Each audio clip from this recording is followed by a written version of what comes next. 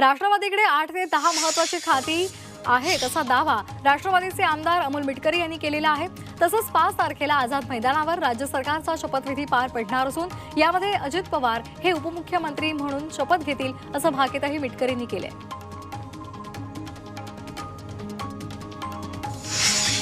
सोमवारी भाजपच्या विधिमंडळ गटनेत्याची निवड होण्याची शक्यता आहे। भाजपचे पक्ष निरीक्षक दिल्लीतून मुंबईमध्ये येणार आहेत, तर सोमवारपासून सरकार स्थापनेच्या हालचाली सुरू होणार आहेत।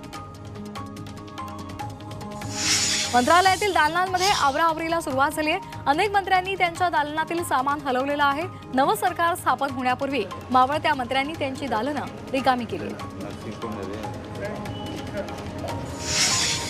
भंडारा विधानसभा मतदारसंघाचे शिवसेनेचे आमदार नरेंद्र भोंडेकर हे आमदार झाल्यानंतर पहिल्यांदाच मतदारसंघातील पवनी इथे आले होते।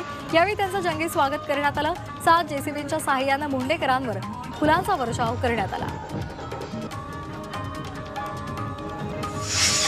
पालघर जिल्ह्यातील विधानसभेच्या 4 जागांवर फेर मतमोजणीची मागणी करण्यात आली आहे। वसई, नालासोपारा, बोईसर, विक्रमगड या मतदारसंघांमध्ये फेर मतमोजणीसाठी पैसेही भरलेत, तर विक्रमगडचे सुनील भुसारा यांनीही फेर मतमोजणीची मागणी केली आहे। पालघरमधले शिवसेनेचे आमदार राजेंद्र गावित यांना कॅबिनेट मंत्रिपद मिळावं अशी मागणी त्यांचे कार्यकर्ते करतायत। यापूर्वी राज्यमंत्री आणि आमदारकी खासदारकी भूषवल्यामुळे त्यांना चांगला अनुभव आहे, त्यामुळे त्यांच्या मंत्रिपदासाठी कार्यकर्ते आग्रही आहेत। रत्नागिरी जिल्ह्यातील दापोली विधानसभा मतदारसंघाचे नवनिर्वाचित आमदार योगेश कदम यांचे दापोली शहरामध्ये भावी नामदार असे बॅनर्स झळकलेत। सत्ता स्थापनेच्या हालचालींना वेग आलेला आहे आणि त्या पार्श्वभूमीवर आमदारांच्या समर्थकांनी आपले आमदार मंत्री व्हावेत अशी इच्छा बॅनरच्या माध्यमातून व्यक्त केली आहे।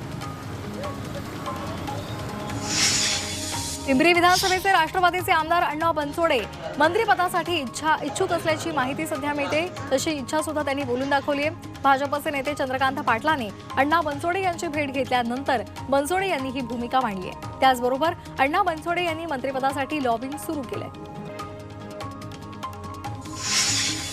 चंद्रपुरातील चिमूर विधानसभा मतदारसंघात आमदार बंटी भांगडिया तिसऱ्यांदा निवडून आलेले आहेत। बंटी भांगडिया हे देवेंद्र फडणवीसांचे निकट सहकारी मानले जातात।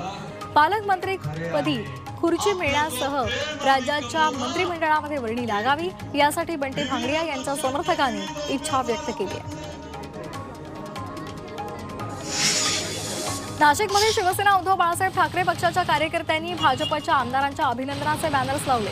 यामुळे नाशिकच्या राजकीय वर्तुळात एकच चर्चा सुरू आहे। आमदार देवयानी फरांदे यांच्या अभिनंदनाचे आणि भावी मंत्री अशा आशयाचे बॅनर्स झळकले।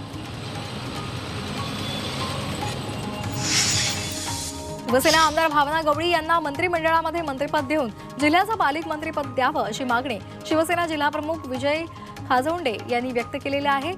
शिवसेनेचे एक शिष्टमंडळ मुंबईला जाऊन एकनाथ शिंदे यांची भेट घेऊन गवळी यांना मंत्रिपद देण्याची मागणी करणार असल्याचंही त्यांनी सांगितलं।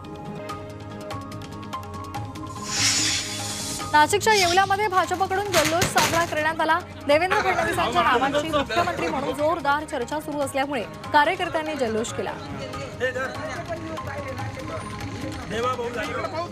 गृह खातं शिवसेनेला मिळावं अशी आमची इच्छा आहे असं शिवसेनेचे आमदार भरत गोगावले यांनी म्हटलंय। देवेंद्र फडणवीस उपमुख्यमंत्री असताना त्यांच्याकडे गृह विभाग होता, त्यानुसार आता शिवसेनेकडे उपमुख्यमंत्री पद आल्यानंतर आम्हाला गृह विभाग मिळावा अशी इच्छा त्यांनी व्यक्त केली आहे। नव्या सरकारमध्ये एकनाथ शिंदेंना कोणतं पद दिलं जाणार या संदर्भात तर्कवितर्क लढवले जात आहेत। अशा परिस्थितीमध्ये शिवसेना आमदार संजय शिरसाट यांनी महत्त्वाचं विधान केलेलं आहे। एकनाथ शिंदे उपमुख्यमंत्री पद घेणार नाही तसा आपला अंदाज आहे असं संजय शिरसाट यांनी म्हटलंय। देवेंद्र फडणवीस महाराष्ट्राचे मुख्यमंत्री झाले तर आम्ही त्यांचं स्वागत करू अशी भावना शिवसेनेचे नेते संजय शिरसाट यांनी व्यक्त केली आहे। तर आज मुख्यमंत्री पदासंदर्भात निर्णय येण्याची शक्यता आहे असंही ते म्हणाले।